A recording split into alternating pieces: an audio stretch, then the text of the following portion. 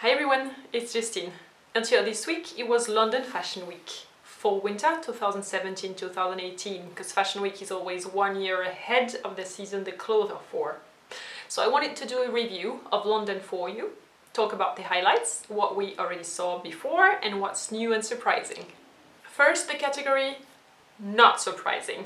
Here we find oversized pants, which are in fact an extension of summer silhouettes, like we saw in summer at Stella McCartney, key silhouette in her catalogue, or here at Joseph. Then the ruffles are still here, going into season 3. And floral prints are also still here, and that's a continuation from summer as well, though I have to say it's more original to see such colourful, powerful prints in winter rather than in summer.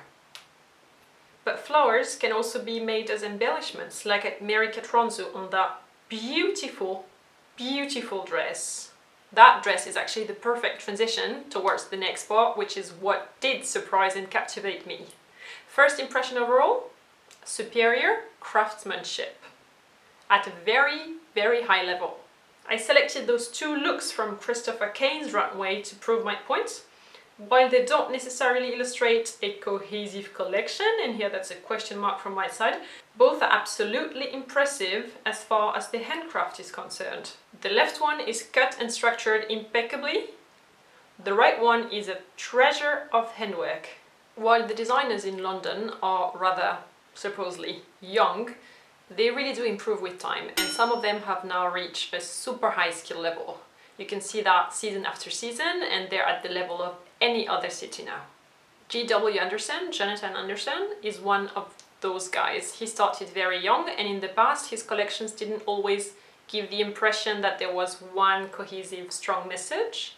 Well, this season the whole thing was cohesive, and he gave one image of the woman, a very strong one, that I hadn't quite seen in his work so far.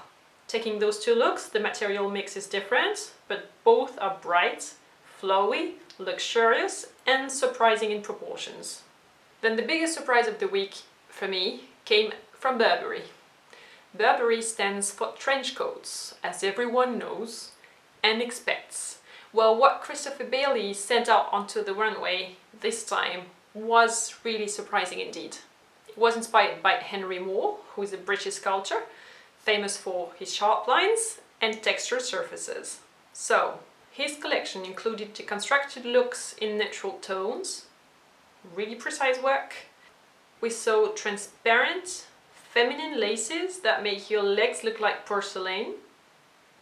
And the more we were moving towards the end of the show, the more importance and attention the shoulders were actually gaining, up to the point where the capes looked like armors, giving the silhouette allure and strength at the same time. The finale called back the models, this time with capes of feathers, metal or ruffles worn over their outfits. That was, in my opinion, a very smart surprise element. Now I'd like to mention two more designers who did a great job. Erdem took inspiration from his Turkish roots and showed absolutely precious fabrics moving together with the body. It was brilliant. The looks were incredibly elegant and really had something of what I believe Byzantium looked like, assuming I would know how people in Byzantium would have looked like.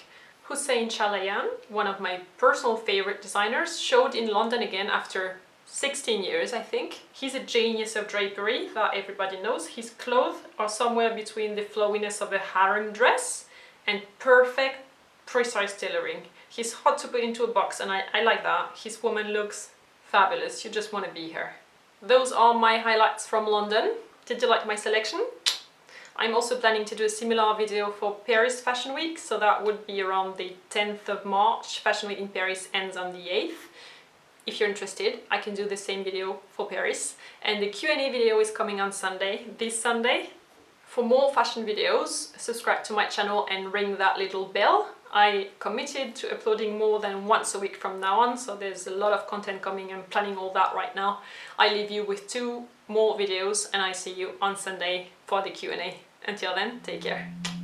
Bye.